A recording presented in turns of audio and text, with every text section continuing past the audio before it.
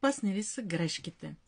Смисълът на човешкия живот не е да изградим някакъв идеален образ. Такива образи не съществуват, нито в перфекционизма.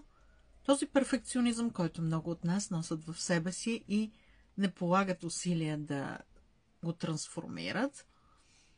Смисълът на човешкия живот е да бъдем инициативни, да пробваме различни неща, да експериментираме и да спрем да се самоограничаваме.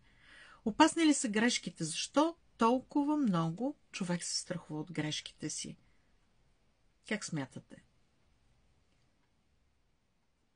Важното е да приемем грешките като един трамплин, да приемем грешките като една много важна задача, която ни отвежда на друго ниво, т.е. зона, ситуация на растеж. Защото, когато ние не желаем да предприемем определени действия, защото се страхуваме от грешки и самоограничаваме се, ние замръзваме в една точка и спираме да се развиваме. А целта на този живот е да бъдем в движение, да бъдем в радост, да експериментираме, да опитваме нови неща, да се развиваме и да се стремим към своята по-добра версия.